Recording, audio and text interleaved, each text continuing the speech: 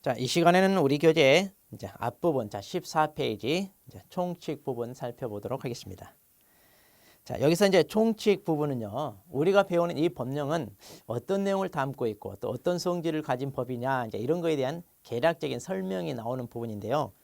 그 맨 왼쪽 페이지, 자, 거기 보면 재정 목적, 그 다음에 이 법령의 구성, 뭐 이런 것들이 있는데요. 이 부분은 그렇게 출제 비중은 없어요. 그냥 간단하게 개념만 잡으면 되실 겁니다. 자, 먼저 재정 목적. 자, 그럼 우리 중개사법을 만들었는데 무엇 때문에 만들었느냐, 이제 여기에 대한 설명인데요. 자, 거기 보시면 이 법은 공인중개사의 업무 등에 관한 사항을 정하여 그 전문성을 제고하고 부동산 중개업을 건전하게 육성하여 국민 경제에 이바지함을 목적으로 한다 이랬어요. 그러니까 이제 목적을 한 세 가지 정도로 알 수 있죠. 자, 이 업종에는 아무나 종사하는 게 아니라 공인중개사라고 하는 전문 자격을 취득한 사람으로 하여금 종사를 하게 하자. 왜냐하면 부동산이 상당히 고가의 물건이고요. 또 부동산 거래와 관련된 법률 관계가 굉장히 복잡하잖아요.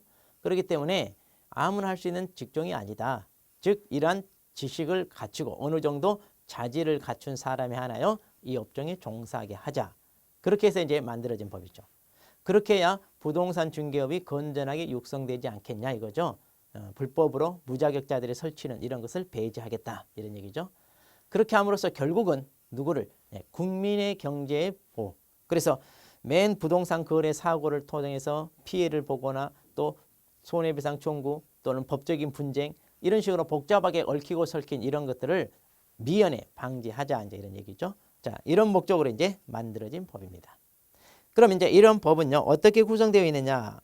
자, 다른 법들도 마찬가지입니다. 법이라고 하는 것은요 보통 법률이 있고요. 그 다음에 그 밑에 시행령, 시행규칙 해가지고 이게 하나의 세트처럼 구성되어 있는데요.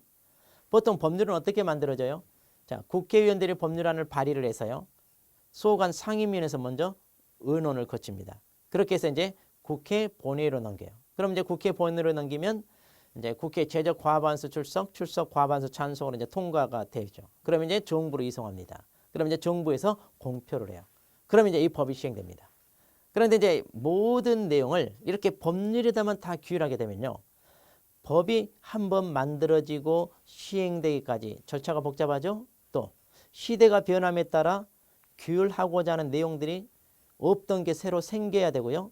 또 기존에 의미가 없는 것들은 삭제되고 또 그 내용을 달리 적용해야 될 필요가 있다 해가지고 개정되기도 합니다. 그런데 이런 내용을 몽땅 다 법률에다 집어넣어 버리면 시행이 되려면 물론 국회의원들이 제때제때 일처리를 잘해서 그때그때 통과시키면 다행이지만 그러지 못할 수 있잖아요. 그러다 보면 시대가 변하는데 법이 쫓아가지를 못해요.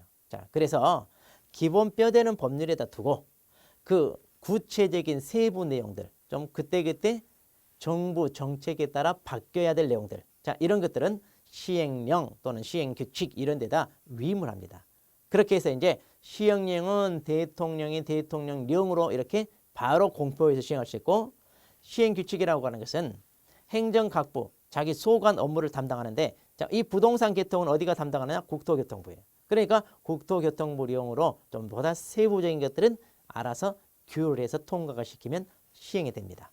자, 이렇게 해서 이제 좀 세부적이거나 절차적인 것들, 자, 이런 것들을 자질구레한 것들은요, 굳이 법률에다 하지 않고 이런 식으로 하위 법령인 시행령이나 시행규칙에 맡겨서 그때그때 정책에 따라 맞춰서 변화시켜서 즉각 시행할 수 있게끔 자, 이렇게 하기 위하여 만들어져요. 자, 그래서 이제 법은 하나 이렇게 세트다 이렇게 보시면 되고요. 자, 그다음. 자, 오른쪽 용어의 정의를 보겠습니다. 자, 이제 여기는 중요해요. 그럼 이제 우리가 중개사 법령을 배울 텐데요. 이 법령에 사용되는 용어줄 몇 개를 골라가지고 이 법에서는 이 용어들이 이런 뜻으로 쓰입니다. 라고 민지 밝혀주는 거예요. 그래서 이제 이 용어를 이해를 해야 우리가 법령 공부할 때 그 내용이 이해가 되는 거죠. 자, 그러면 이러한 용어는 어떤 의미를 가지고 있는가 이제 우리가 공부를 할 텐데 다른 법률에서도 이런 용어 설명은 다 있거든요. 그런데 특히나 우리 법은요. 이 용어의 정의 물어보는 게 시험에 빠지지 않고 등장해요. 그래서 여러분들이 이 용어의 정의는요. 명확하게 토시 하나 빠뜨리지 않고 있는 그대로 좀 암기를 하실 필요가 있습니다. 자, 그런데 암기를 하더라도요. 그 내용이 무슨 의미인지 우리가 이해를 하고 암기를 해야 되겠죠. 자, 그래서 간단히 개념 설명을 좀 하겠습니다. 자, 자, 첫 번째. 자, 중개부터 보도록 하죠. 중개. 자, 중개가 뭐냐? 법 제3조 규정에 의한 중개 대상물에 대하여 그랬네요. 자, 법 제3조 규정에 의한 자, 중개 대상물에 대하여 이렇게 써요. 그러니까 이제 중개 대상물이라고 하는 것은 말 그대로 중개 대상이 되는 물건이죠. 그런데 중개 대상이 되는 물건도 아무 물건이 다 우리가 나서서 중개할 수 있는 게 아니라 우리 법 제3조에서 직접 규정하고 있다고 하네요. 그 얘기예요. 그러니까 이렇게 중개할 수 있는 물건은 법에서 직접 규정해 놓았다. 자, 그러면 뭘 규정해 놓았느냐? 자, 이건 이제 조금 이따 볼 텐데 뭐 먼저 얘기하자면 부동산에 해당됩니다. 자, 그래서 토지나 건물 같은 이런 부동산이다. 이렇게 보시고 접근하시면 돼요. 자, 그래서 이렇게 법 제3조 규정한 중개 대상물에 대하여 그 다음 거래 자 당사자 간에 거래 당사 거래 당사자니까 뭐가 하겠어요? 거래를 하겠죠. 거래. 그런데 그 거래 형태가 뭐가 있느냐? 자, 매매도 있고요. 자, 교환도 있고요. 임대차도 있어요. 자, 이러한 거래 형태가 있어요. 그런데 거래 형태가 이것만 있느냐? 이것만 있는 게 아니라 다른 형태의 거래도 있다고 그러네요. 그래서 이제 표현을 어떻게 하느냐? 자, 이렇게 표현하고 있어요. 그 밖의 다른 거래 형태도 있다. 이제 이런 얘기인데, 여기서 표현하기를 뭐라고 표현했느냐? 권리 득실 변경에 관한 행위 이렇게 표현했네요. 이렇게. 그러니까 결국은 권리 득실 변경 행위. 자, 여기서 말하는 권리 득실 변경 행위 이걸 뭘 얘기하느냐면 매매나 교환, 임대차와 같은 거래 행위를 말한다. 이렇게 보시면 돼요. 자, 그런데 우리가 법을 배우잖아요. 법을 배울 때는 뭐든지 설명할 때 법률 용어로 풀이를 해요. 그러니까 평소 우리가 쓰는 용어로 하지 않고 법률 용어로 표현하다 보니까 권리 득실 변경 행위 이런 말이 나오는 거예요. 그런데 이제 이런 말들이 어디서 다 배우냐? 우리가 민법에서 배우잖아요. 그래서 민법 시간에 이런 용어들, 즉 법률 관계된 용어들을 민법에서 정리를 잘 하시면 뭐 다음에는 이거 뭐 설명할 필요가 없겠죠. 자, 아마 민법에서 이러한 권리득실 변경행위 이걸 갖다 뭐라고 했냐면 법률 행위다 이렇게 이제 배우셨을 거예요. 법률. 그런데 평소 우리가 쓰는 말로 하면 뭐예요? 그냥 거래 행위다 이렇게 쓸 수 있다 이 얘기예요. 이걸. 그러니까 결국은 이러한 거래 행위를 뭐 하는 거다? 알선하는 게 곧 뭐다? 중개다. 그러니까 결국은 이 행위를 뭐 하는 거다? 알선. 그럼 이 알선이란 말은 뭡니까? 이 알선이란 말은 평소 우리가 쓰는 국어적인 표현 그대로 하시면 돼요. 그래서 두 거래 당사자 사이에 거래가 이루어지게끔 우리가 중간에 개입해서 협상을 이끌어내거나 또는 합의를 이끌어내거나 이래가지고 그걸 주선하는 역할을 하는 거예요. 이게 이제 보통 알선이다 이렇게 보시면 돼요. 자, 그러면 간단하게 한번 정리해 볼까요? 중개가 뭡니까? 자, 법 제3조에 규정된 중개 대상물에 대하여 그 다음 거래 당사자 간에 자, 여기서부터요 여기까지. 여기까지가 다 뭐예요? 거래 행위. 그러니까 뭔가 거래 행위가 이루어지게끔 뭐 하는 거다? 알선하는 거다. 그러니까 결국은 중개라고 하는 것은 바로 이런 거래 행위를 알선하는 거다. 이렇게 보시면 되죠. 자, 그런데 이제 여기서 이제 표현하는 방식은 그거죠. 우리가 거래 당사자 사이에 이루어지는 거래 행위를 알선을 하는데 가장 많이 이루어지는 거래. 또 우리가 가장 많이 중개가 개입되는 거래 행위가 뭐냐면 매매나 교환, 임대차라는 얘기인데 이 중에서도 이제 매매와 임대차가 대부분 많죠. 자, 그리고 이제 나머지 그 밖에 거래 행위도 있다 하는데 이런 것들은 우리가 그렇게 흔하게 중개할 수 있는 기회는 없을 거예요. 그래서 그냥 일일이 이 거래 행위를 여기다 다 하나하나 열거해서 쓰는 게 아니라 그냥 뭉뚱그려서 그 밖의 것들도 있다. 이제 이렇게 좀 간략하게 표현하기 위해서는 이런 식으로 한 겁니다. 그러면 한번 예를 들어볼까요? 자, 매매, 교환, 임대차는 우리가 잘 알아요. 그러면 이걸 제외한 나머지 거래 행위는 어떤 것들이 있을까요? 자, 우리가 한번 이걸 예를 들어봅시다. 자, 이러한 것도요. 실은 우리가 민법에서 다 배우는데 아직 민법을 깊이 있게 들어가지 않았잖아요. 자, 그래서 이제 먼저 한번 예를 들어보자면 자, 어떤 A란 사람이 자, 돈이 필요합니다. 그래서 돈을 빌리고 싶어요. 그런데 이제 자기가 마땅히 빌릴 데가 없어요. 누군가를 몰라. 물론 이제 우리가 은행 같은 데 쉽게 이용할 수 있지만. 그래서 이제 이걸 갖다가 내가 돈 좀 빌리고 싶으니까 돈 좀 가진 사람을 나한테 소개시켜 주시오. 그래서 이제 우리한테 이걸 의뢰를 합니다. 그러면 이제 B라는 사람을 소개시켜줘 돈을 빌려주게 합니다. 그렇지만 이 B라는 사람은 이제 채권자. 돈을 빌려줬는데 혹시 이 사람이 못 갚으면 떼일 염려가 있잖아요. 그러니까 이 돈을 안전하게 받아낼 수 있게끔 뭔가 그런 장치를 하는데 그게 뭐냐? 혹시 당신 가지고 있는 부동산 있나요? 그럼 그 부동산에 내가 저당권 또는 근저당권 이런 걸 설정하겠다. 그렇게 해서 혹시라도 당신이 돈을 못 갚으면 당신이 가지고 있는 부동산을 경매로 넘겨서 그 경락되고 하면서 내가 받아야 될 돈을 회수하겠다. 이런 식으로 저당권 설정 계약이 이루어집니다. 그러면 자, 토지나 건물에 대하여 돈을 빌려주고 저당권 설정 계약을 하는데 바로 이 저당권 설정 계약도 뭐냐? 법률행위다. 즉 이것도 거래행위다. 자, 그래서 이렇게 저당권 설정 계약이 두 사람 사이에 체결되는데 바로 이 저당권 설정 계약이 체결되게끔 우리가 나서서 알선할 수 있다 없다? 있다. 그래서 이것도 바로 이 거래행위에 해당해. 뭐 하나를 더 얘기 들어봅시다. 자, 내가 창고를 짓고 싶어요. 그런데 창고를 지을 만한 토지가 없어요. 부지가 없어요. 그래서 또 우리 찾아와서 의뢰를 합니다. 창고를 이 정도 규모로 짓고 싶으니까 그 정도 면적이 확보된 토지. 뭐 입지 조건도 도로 옆에 있어야 되고 이런 몇 가지 조건을 제시합니다. 그래서 이제 우리가 거기에 합당한 토지를 물색해서요. 찾았어요. 그래서 이제 또 두 사람 사이에 그런 토지를 일정 기간 사용하도록 할 수 있는 계약을 성사시키는데 바로 이런 게 뭐냐? 지상권이라고 지상권. 그래서 일정한 기간 동안 남의 토지를 빌려서 내가 활용하기로 하는 그러한 계약이 바로 지상권인데 또 지상권 설정 계약이 체결되게끔 또 두 사람을 연결시켜줘요 우리가. 자, 이런 식으로 또 이것도 나서서 그럼 우리가 중개할 수 있나요? 있다 이거죠. 자, 이것도 거래 행위 중에 하나죠. 부동산을 활용하는 거래잖아요. 자, 이렇게 매매교환 임대차뿐만 아니라 다른 형태의 부동산 거래 행위도 있어요. 그러면 그런 것들도 우리가 나서서 알선할 수 있다 없다? 있다. 지금 그런 얘기입니다. 자, 그런데 가장 많이 행해지는 게 보통 매매나 임대차와 같은 거다 보니까 대표로 앞에서 이렇게 좀 명확하게 써놓고 나머지는 기타 등등 이렇게 이제 표현하는 거죠. 자, 그래서 여기서부터 여기까지 다 묶어서 한마디로 표현하면 뭐다? 법률행위. 자, 쉽게 말하면 거래행위인데 이런 거래행위에 이루어지고 알선하면 이게 바로 뭐다? 중개다. 이렇게 보시면 됩니다. 자, 거기에 대한 설명이 쭉 이제 책에 쓰여져 있는데 한번 읽어보시면 되고요. 자, 그다음 두 번째 용어의 정의 공인중개사 보겠습니다. 자, 두 번째 공인중개사. 자, 공인중개사는 뭐라고 되어 있느냐? 거기 보니까 중개사 법령에 의한 공인중개사 자격을 취득한 자. 자, 여기서 이제 중개사법에 의한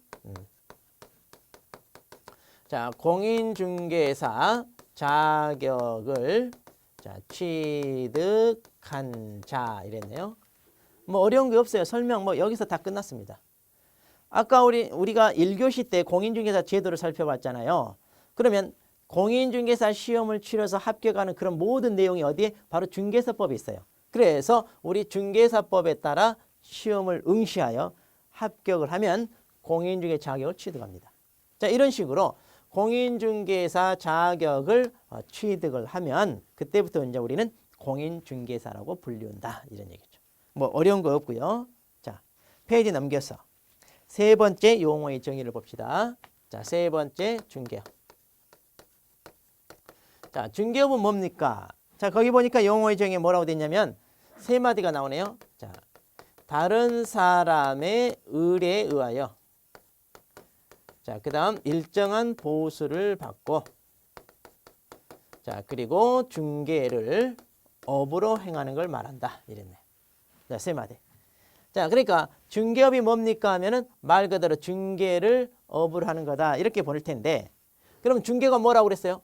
자, 거래 당사자 사이의 거래가 이루어지게끔 알선하는 게 중개였잖아요. 그럼 이 알선을 해야 되는데 그냥 못하죠. 뭔가 다른 사람부터 의뢰를 받아야 할 거 아니에요. 의뢰를. 네. 의뢰가 있어야 우리가 거래에 개입해서 알선을 하죠. 그 다음 우리가 이런 알선을 하는데요. 그냥 하는 게 아니라 일정한 보수를 받고 즉 대가를 받고 하죠. 이러려고 우리가 이 고생해서 시험 공부하는 거 아닙니까? 뭐 공짜로 해주려고 뭐 봉사하기 위해서 하는 거 아니죠? 그러니까 당연히 거기에 대한 대가가 따라야 되죠. 그럴 목적으로 우리가 알선을 하는 건데 그런데 이 알선도 어떻게 하는 거다? 업으로. 자, 그래서 다른 말은 어려운 게 없는데 그럼 여기서 업이란 말이 뭡니까? 업이라는 게 법률 용어예요. 법률 용어는 아니에요. 그래서 법률 용어는 아니고 우리가 사회 통념상 어떻게 행해지는 것을 업이라고 하느냐. 이렇게 이제 보통 공감했던 내용이 우리 책에 써져 있어요. 그래서 대부분 사회 통념성으로 받아들여지는 개념을 찾아보니까 거기 3번에 보시면 중개를 업으로 하는 거 해가지고 뭐라고 되어 있냐면 첫째죠. 어떤 행위가 업으로 되기 위해서는 불특정 다수를 상대로 해라. 그러니까 일반인 뭐 정해지지 않은 특정 소수가 아니라 일반인 아무나 대상으로 해라 이 얘기고 계속성 반복성을 지녀야 하며 영리를 목적으로 해야 한다. 그러니까 업이 되기 위해서는요. 계속 반복적으로 그리고 영리를 목적으로 해야 된다. 그래야 업이다 이런 얘기예요. 그러니까 업이 되려면 계속해라. 반복적으로 해라. 그러니까 계속 이루어져야지 딸랑 한 번 하는 거. 그리고 반복적으로 해야 되는데 우연한 기회에 한 번 하는 이런 것들은요. 어때요? 업이라고 할 수 없다. 그래서 우연한 기회에 이루어지는 일회성 거래 이런 것들은 업이 아니다. 그 다음에 당연히 여기 대가 받아야 된다고 그랬죠. 그래서 우리가 영리 목적으로 해야 업이지 보통 무상으로 해주면 이런 건 서비스한다, 뭐 봉사한다 이렇게 표현하잖아요. 자, 그래서 그런 것들은 업이라고 얘기하지 않습니다. 자, 그래서 이런 목적으로 행해져야 보통 우리가 업이다. 자, 그래서 여러분들은 중개와 중개업을 혼동하지 않도록 하십시오. 중개는 말 그대로 거래가 이루어지게끔 알선하는 그 알선 자체를 말하는 거고요. 중개업은 바로 그런 거래 알선이 어떻게 계속 반복적으로 영리 목적으로 이루어지는 걸 말해요. 그래서 이제 사례 형태로 물어볼 때 중개를 묻는지 중개업을 묻는지 여러분이 혼동을 하여 많이 좀 틀리거든요. 그래서 명확히 개념을 잡도록 하십시오. 자, 그 다음 네 번째입니다. 네 번째. 자, 개업 공인중개사. 자, 개업 공인중개사 뭐냐? 용어에서 어느 정도 이해가 되나요? 자, 공인중개사 자격이 있는데 이 사람이 뭘 했어요? 개업을 했다. 그 말이네요. 네. 자, 그러면 여기와 구분하세요. 자, 우리가 보통 자격을 취득했다. 즉 시험을 봐서 합격했다. 그러면 그냥 공인중개사 지위를 갖고 이 사람이 만일 개업을 하면 이제 개업 공인중개사라고 조금 호칭이 달라지는 겁니다. 그럼 이제 이 사람은 어떤 사람이냐? 말 그대로 개업을 했다는 얘기인데 그럼 이 개업을 하려면 어떻게 해야 되느냐? 일종의 그 얘기예요. 거기 보니까 중개사법에 의하여 중개사무소 개설 등록을 한 자. 자, 그러니까 여기도 이제 중개사법에 의하여 중개사법에 의하여 자, 중개사무소 개설 등록을 한 자 이렇게 됩니다. 그러니까 사무실을 개업하려면 우리 중개사법에 따라 즉 적법 절차를 거쳐라. 그래서 어떤 요건을 갖춰야 되고 어디 찾아가서 뭘 어떻게 거쳐야 되는지 그런 걸 규정하고 있는데 이렇게 우리 법에 따라 거쳐야 돼요. 그렇게 해서 최종적으로 당신은 중개업을 하도록 허락합니다. 라고 이제 허락을 받아야 된대. 그 허락을 받는 게 바로 일종의 등록입니다. 등록. 자, 그래서 이런 것들이 이제 행정법상의 용어인데요. 우리가 직업의 자유가 있어서 내가 원하는 직업 자유롭게 할 수 있어요. 그런데 어떤 직업은 별 상관없이 자유롭게 할 수 있는데 또 어떤 직업은요. 자기 하고 싶다고 마음대로 할 수 있는 게 아니라 행정청으로부터 허락을 받아야 되는 직업이 있어요. 그러니까 이것도 마찬가지입니다. 자기가 개업하고 싶다고 해서 그냥 마음대로 할 수 있는 게 아니라 행정청으로부터 허락을 받아야 되는데 우리 법에서 허락을 받는 그 절차가 이렇게 등록이라고 하는 절차로 이렇게 표현되어 있어요. 자, 그래서 우리는 등록을 해야 된다. 그래야 사무실 개업이 이루어진다. 그런 얘기입니다. 자, 이렇게 해서 이제 등록을 받으면 뭐가 되는 거예요? 개업 공인중개사. 그런데 이런 등록이 없이 중개업을 하게 되면 뭐 어떻게 돼요? 무등록업이다. 무등록업자다. 그래가지고 3년 이하의 징역 또는 2천만 원 이하의 벌금에 해당합니다. 그래서 처벌이 무섭죠. 자, 그래서 우리는 등록을 해야 된다. 자, 그런데 이런 개업 공인중개사는 그럼 종류가 어떻게 있나요? 자, 이것도 알아두세요. 자, 거기 첫 번째 보면 법인인 개업 공인중개사 이래요. 자, 여기서 법인이라고 하는 건 뭐냐면 회사 형태를 가리키는데 나는 회사를 하나 설립해서 회사 형태로 중개업을 하겠다. 그렇게 해서 이제 먼저 회사를 설립한 다음 법에서 갖춰란 요건을 갖춰서 이렇게 등록을 받으면 그때는 법인인 개업 공인중개사가 됩니다. 자, 여기 이제 세부적으로 두 종류가 있다 이건데 자, 이것은 또 다음에 설명하고요. 자, 오른쪽에 봅시다. 자, 오른쪽 페이지 보시면 이제 두 번째 공인중개사인 개업 공인중개사. 자, 그럼 무슨 얘기냐? 말 그대로 공인중개사 자격을 취득하여 개업을 하면, 즉 등록을 받으면 이제 그때부터 공인중개사인 개업공인중개사. 우리 주변에 대부분의 사무소가 다 이 사람들이죠. 그다음 세 번째, 자 이걸 잘 알아두셔야 돼. 자, 이걸 모르면 처음에 이걸 공부를 안 해놓으면 나중에 계속 헷갈려. 이 사람이 누구냐 이렇게 헷갈리는데, 자 법 부칙 제6조 제2항에 규정된 개업공인중개사 이랬는데요. 자, 여기서 법 부칙이라는 게 뭐냐면 보통 법을 만들고요, 맨 마지막에 부록처럼 딸리는 게 있어요. 그걸 이제 부칙 그래요. 그래서 이 법을 다 만든 다음에 시행을 언제 할 거냐 뭐 이런 내용을 적는 그런 게 있어요. 부록이라고. 그런데 거기 제6조 제2항에 언급되어 있는 사람이 있어요. 그럼 이제 이 사람들이 어떤 사람이냐 이건데요. 자, 이 사람들은 연역적으로 탄생한 사람들입니다. 자, 잠깐 부연 설명을 하자면, 우리가 지금 배우는 이 법은요, 맨 처음에는 부동산 중개업법 이렇게 이제 명칭이 되었는데, 이게요 84년 4월 1일부터 시행됐어요. 자, 83년도에 만들어 가지고 이때 시행됐어요. 그러니까 이때부터 중개업을 하기 위해서는요, 이제 공인중개사 자격을 따야 할 수 있게끔 공인중개사 제도를 도입한 거죠. 그런데 그 이전에 중개업에 종사하는 사람들은 그럼 어땠을까요? 예, 이 공인중개사 제도가 없었죠. 그래서 이때 당시는 중개업을 하고 싶다 그러면 따로 제도가 없기 때문에 나 중개업 하고 싶어요 라고요, 행정청 찾아가서 말만 하면 할 수 있었어요. 그러니까 중개업에 종사하기 어때요? 수월했죠. 힘들게 공부 안 해도 됐어요. 그런데 문제는 뭐예요?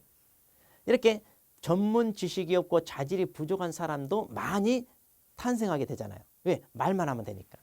그러다 보니까 이제 각종 부동산 거래 사고가 많이 발생하고, 이러다 보니까 안 되겠다 해가지고 이제 이 제도를 도입해서 이제부터 공인중개사 자격을 취득해야 이 업에 종사하겠다 이제 이랬는데, 그러면 이미 이 법이 시행되기 전에 중개업을 하던 사람은, 자 이제 이 법이 시행됐어요.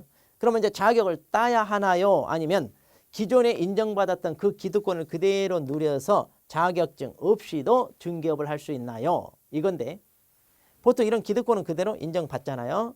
법이 바뀌었다고 해서 거꾸로 적용되는 거 아니에요. 그 이후부터 적용돼요. 그러니까 이미 이 법이 생기기 이전의 법에 의하여 중개업을 하도록 허락을 받았으니까 비록 자격이 없다 하더라도 여전히 중개업을 할 수 있습니다. 이런 사람을 자격증 있는 사람과 구분하기 위하여 예전에는 중개인 이렇게 불렀어요. 중개인. 그래서 거기 끝에 가로 열고 중개인 이렇게 써졌잖아요. 근데 이제 이런 사람들은 어때요? 갈수록 줄죠. 더 이상 늘지는 않죠.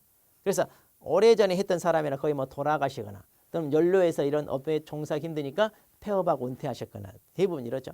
그래서 숫자가 점점 줄어드니까 우리 법에서 이제 이런 용어가 없어진 거죠. 말하자면 없어졌어요.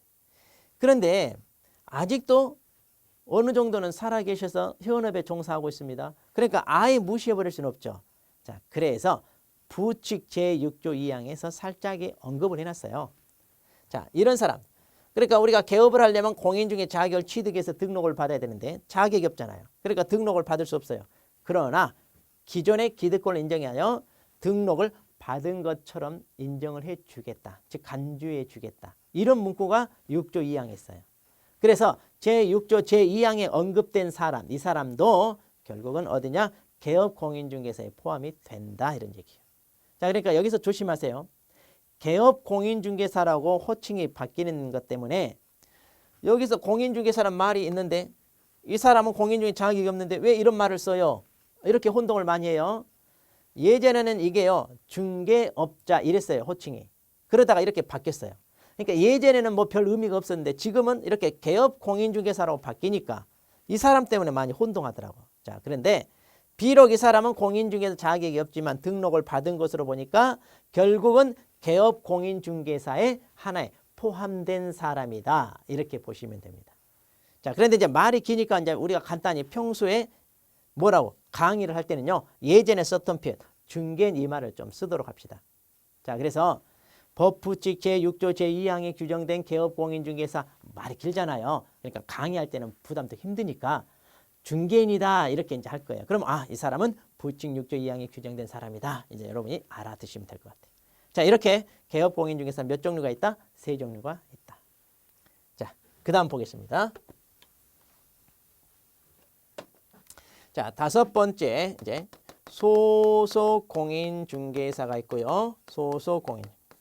그다음에 여섯 번째 자, 중개 보조원이 있습니다. 자, 이런 사람들은 누굽니까? 이건데요. 쉽게 말하면 이제 직원이다 보시면 돼요. 자, 먼저 소속 공인 중개사 봅시다. 자, 이 용어에서도 알 수 있는데요. 뭐라고 돼 있냐? 개업 공인 중개사에 소속된 공인 중개사로서. 자, 개업 공인 중개사. 자, 이 사람한테 소속된 공인 중개사. 그러니까 벌써 여기서도 알 수 있잖아요. 공인중개사 자격을 따가지고 개업 공인중개사 밑에 뭐에다 소속되었다. 그러니까 이제 직원으로 취직했다 이 말이에요. 자, 그런데 여기 가로 안에 이 사람도 포함 그랬네요. 자, 이건 조금 이따 설명할게요. 조금 이따. 자, 그럼 이렇게 소속된 공인중개사인데 그 다음 봅시다. 중개 업무를 수행하거나 개업 공인중개사의 중개 업무를 보조하는 자 그랬죠. 자, 비록 직원입니다만은 공인중개 자격을 땄다는 얘기는 중개업 공부를 했다는 얘기죠. 그러니까 어떻게 업무를 한다는 거 알아요. 자, 그래서 중개 업무를 수행하거나 그다음 직원이니까 시키는 역할도 해야 되거든요. 그래서 개업 공인중 업무를 뭐 하는 자? 보조하는 자 이렇게 되네.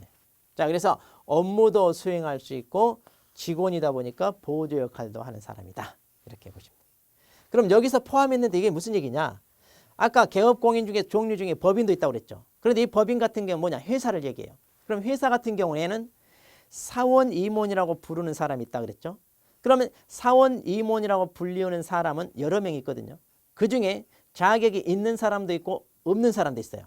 자, 자세한 얘기는 다음번 수업할 때 할 거예요.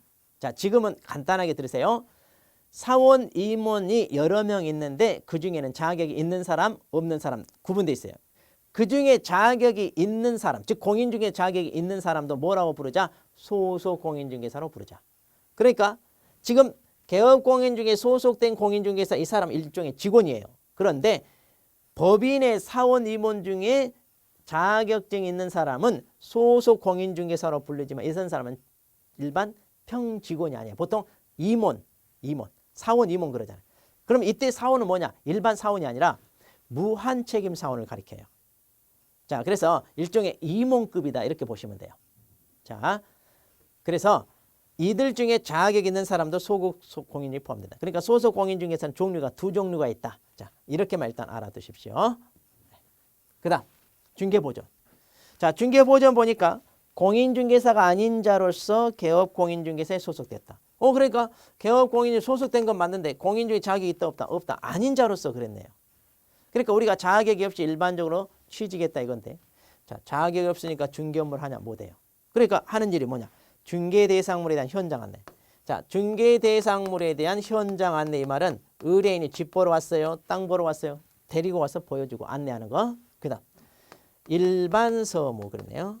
자, 보통 우리가 경리 아가씨 이렇게 부르는 사람 있죠. 자, 그런 사람들 하는 거. 전화 받고 서류 정리하고 뭐 청소도 하고 손님 오면 커피 한 잔 접대도 하고 또 심부름도 하고 이런 것들이죠. 자, 이러한 업무를 하는데 거기 뒤에 보니까 자, 개업 공인중개 중개 업무와 관련된 바로 이렇게 단순 업무를 보조하는 자 이제 이렇게 돼 있네. 그러니까 똑같은 직원입니다만 자격증이 없으니까 이렇게 중개 업무를 못하고 단순 업무를 보조하는 역할밖에 못한다. 자, 이렇게 보시면 돼요. 자, 이렇게 해서 이제 총 용어의 정의 6가지를 살펴봤습니다. 자, 여러분들이 이 개념을 정확히 잡아 주셔야 됩니다. 정확히. 그래서 일단 토시 하나 빠뜨리지 않고 있는 그대로 외우시는 게 좋아요. 자, 그러면 중개 대상물을 보겠습니다. 자, 아까 여기에서요.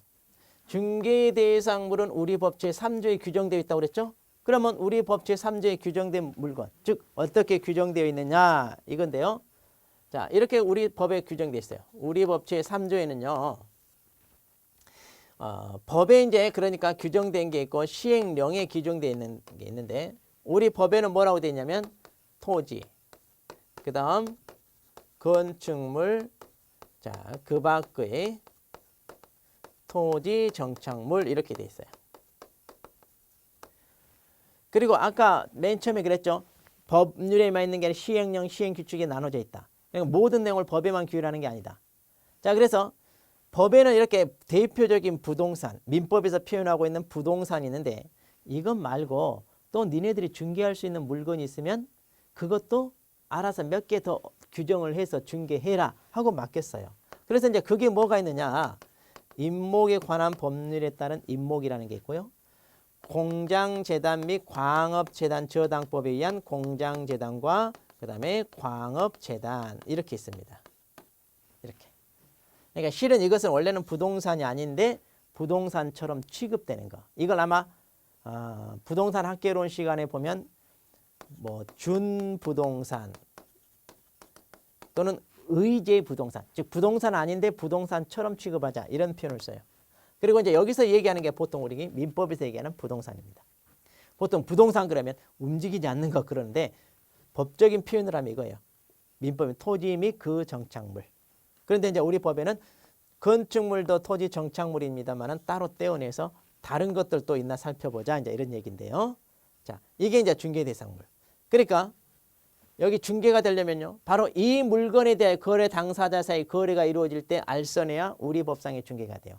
이 물건이 아니라 다른 물건 거래 알선하면 우리 중개사법상 중개가 아닙니다. 자, 그래서 이제 이 물건 잘 알아두셔야 되는데 하나하나 보죠. 먼저 토지부터 보죠. 자, 토지 같은 경우는 이제 대표적인 부동산이라는 거 알아요. 그러면 토지는 이제 거래가 어떻게 이루어지느냐? 한 필 단위로 이루어진다. 이제 이거 나중에 공시법령 이런 거 배우면 자세히 배울 거예요. 그래서 이제 한 필 단위로 거래가 이루어집니다. 자, 그렇게 해서 이제 거래가 이루어진데 한 필 토지 일부만 가지고도 거래가 이루어질 수 있나요? 이루어져요. 자, 아까도 잠깐 설명했죠. 토지가 필요한 사람이 남의 토지를 일정 부분만 좀 빌려 쓰자. 그래서 지상권 설정 계약하거나 전세권 설정 계약한다. 그럼 그럴 때도요. 거래가 이루어질 수 있으니까 나서서 중개할 수 있어요. 그럼 이제 토지가 말하자면 거래 대상, 즉 중개 대상물이 되는 거죠. 자, 그렇게 해서 이제 토지가 거래 대상이 되는 겁니다. 꼭 한 필 토지 전부가 아니라 한 필 토지 일부라도. 자, 그러면 이제 우리 교재 18페이지 보십시다. 그럼 여기서 말하는 이제 건축물, 이제 대표적인 게 건물이잖아요. 건물. 그럼 건물도 원래는 토지의 정착. 자, 정착물이 말은 토지에 고정되어 부착되어 있다. 그러니까 쉽게 뗄래야 뗄 수 없는 물건을 말해요. 그러니까 어떻게 보면 토지 부합물, 종물로 취급돼요. 토지 소유권 넘어가면 같이 넘어가는데 이것은 그게 아니라 독립한 부동산으로 취급해 주잖아요. 그러니까 건물 자체만으로도 부동산이에요. 그럼 이제 이런 건물 같은 경우는 어떻게? 건물 한 동 단위로 이루어지는데 보통 우리가 집합 건물이라고 하는 게 있어요. 뭐 아파트나 할지 연립이랄지 빌라 이런 다세대 이런 것들이 있죠. 이런 것들은 세대 수가 다 어때요? 쪼개져 있죠. 그러니까 집합 건물은 그 전체가 거래 대상이 되는 게 아니라 독립된 각 세대별로 거래 대상이 될 수가 있어요. 자, 그래서 구조상, 이용상 이렇게 독립된 객체로 취급받는 그런 것들도 이제 거래 대상이 됩니다. 또 건물이기만 하면요. 미등기 건물이건 뭐 불법 건축물이건 이런 거 상관없이 거래 대상이 돼요. 자, 자세한 얘기는 이제 우리가 건축법 시간에도 배우고 또 나중에 우리가 기본서 나오면 또 배우도록 하겠습니다. 자, 뭐 부동산 하면 대표적인 게 토지와 건물이다. 거래 대상이 된다. 일단 이렇게 알아두십시오. 자, 그다음 오른쪽에 그러면 여기서 말하는 건물을 제외한 토지 정착물은 뭐가 있나요? 자, 이것은 우리 주변에 흔한 게 아니고요. 또 그렇게 거래가 빈번하게 이루어지는 것도 아니에요. 그러니까 자세히 몰라도 상관없습니다. 단지 이제 토지에 이렇게 고정되어 부착되어 있는 물건이지만 토지와 별개로 취급될 수 있는 게 또 뭐가 있나요? 즉 건물 말고 또 뭐가 있나요? 살펴보니까 명인방법을 갖춘 수목의 집단, 그 다음에 명인방법을 갖춘 미분리 과실, 그 다음 수확기를 앞둔 농작물 이런 게 있는데요. 자, 지금 자세히 몰라도 좋아요. 예를 들면 이제 명인방법이란 말만 좀 알아두십시오. 명인방법은 명백하게 인식할 수 있는 방법. 그러니까 부동산은 오늘날 공시제도로서 등기라는 게 있어요. 등기. 그런데 옛날에 이런 등기 제도가 없을 때 이 부동산 내 거야라고 어떻게 표시했냐. 누가 보더라도 알 수 있게끔 울타리를 치거나 나무 하나의 껍질에다 이름을 쓰거나 뭐 거기다 명찰을 달거나 뭔가 이렇게 표시를 하면 이거 임자가 따로 이 사람으로 있나 보다 이렇게 할 거 아니에요. 자, 이런 식으로 명인 방법을 통하여 토지와 분리된 독립된 물건이라는 표시를 해 두었다면 이것도 토지의 부합물이 아니라 토지와 별개의 독립성을 띤 부동산처럼 취급해서 이거 처분하고 할 때 우리가 나서서 중개할 수 있다 이 말이에요. 그런데 우리 주변에 이게 흔하게 보이냐? 없다 이거예요. 그러니까 자세히 뭐 몰라도 상관은 없다 그런 얘기. 자, 그 다음에 이제 공장재단, 광업재단인데 그럼 이것은 뭐냐? 자, 여기 재단 개념만 알면 돼. 재단. 보통 이제 사업하는 사람이 사업 자금이 필요한데요. 돈을 빌려요. 근데 은행은 그냥 안 빌려주고 너 뭔가 담보가 있냐? 그럼 내가 가지고 있는 거 담보로 제공하는데 낱개로 하나씩 하면 돈이 안 돼. 그러니까 이거 하나로 묶어요. 그래서 자기가 가지고 있는 동산, 부동산 뭐 몽땅 묶어가지고 이것을 한 개 물건처럼 한 다음에 즉 한 개 부동산처럼 한 다음에 이걸 등기를 해요. 이렇게 등기가 되면 이제 이걸 재단이라고 그러는데 자 이런 식으로 이제 등기가 되면 이 전체가 한 개 물건 부동산처럼 취급되어 거래 대상이 된다는 얘기죠. 주로 이제 이것을 담보로 제공하니까 이제 저당권 객체로 삼는데 자 이런 식으로 이 재단도 거래가 이루어질 때 우리가 나서서 중개할 수 있다 이런 얘기입니다. 자 그래서 재단이 뭐냐 그 개념만 좀 알아두시면 될 것 같아요. 자 똑같습니다. 공장재단. 자 그러면 임목이라는 게 뭐냐 그런데 이건 또 중요합니다. 아까 명인방벌로 갖춘 수목의 집단하고 달리요 임목은요 이거예요. 토지에 자라고 있는 나무인데요. 자, 이 나무는 특별히 명인방법이 아니라 오늘날 공시제도에 뭘 했냐? 등기를 한 거예요. 등기. 이렇게 등기가 된 수목을요. 임목이라고 불러요. 서 있는 나무 이러면 안 돼요. 그러니까 이것 자체적으로 등기를 했다는 얘기는 뭐예요? 이 자체적으로 이미 부동산으로 취급받는다 이 말이에요. 자, 그래서 임목 등기라는 게 있습니다. 자, 그렇게 해서 이제 이렇게 등기가 된 임목은 당연히 부동산이니까 이거 사고 팔고 할 때 우리가 나서서 중개할 수 있다 없다? 있다 이런 얘기죠. 자, 그래서 임목이라 할지 공장재단, 광업재단 이런 것들도 우리가 거래가 대상이 되고요. 중개할 수 있다 이렇게 보시면 되겠습니다. 자, 그런데 이제 우리 교재 20페이지 보세요. 이제 마지막. 그러면 중개 대상물이 되기 위한 요건 그랬는데요. 자, 무슨 얘기냐? 그러면 자, 다른 거 다 필요 없고요. 자, 토지만 놓고 한번 봐봅시다. 대표적인 부동산이고 중개 대상이 되는 물건인데 이렇게 토지로서 법에 규정되어 있으면 다 중개 대상이 되나요? 아니요. 이게요. 사적 소유가 인정돼야 돼요. 그러니까 개인 사적 소유가 인정돼야 자유롭게 사고 팔고 할 수 있죠. 그래야 우리가 나서 중개해요. 그런데 이 토지가 또는 건물이 국가나 지방자치단체 소유라고 합시다. 그럼 이건 행정재산이에요. 행정재산. 개인이 마음대로 사고 팔고 해요? 못 해요? 못 해요. 그러니까 국가나 지방자치단체 소유 부동산이라면 당연히 중개 대상이 안 돼요. 왜? 개인이 사고 팔고 할 수 없어요. 그 다음 두 번째. 중개행위 개입이 가능할 것 그랬어요. 자, 그러면 자 이거 개인 소유입니다. 즉 A라는 사람이 B라는 사람에게 이 토지에 대하여 거래를 삼아 넘기려고 그래요. 그러면 거래 대상에 대하여 이렇게 넘기려고 할 때 우리가 나서서 이제 이것을 중개를 할 텐데요. 중개가 개입될 수 없는 경우가 있어요. 어떻게? A가 사망함과 동시에 그 자식에게 상속이 이루어집니다. 그럼 이렇게 A 소유였던 토지가 사망함과 동시에 자식에게 상속이 이루어지면 이거 우리가 나서서 중개할 수 있냐? 못해요. 그렇죠? 바로 사망함과 동시에 소유권이 바로 넘어갑니다. 그 다음 경매 과정에서 소유권이 넘어가는 것도요.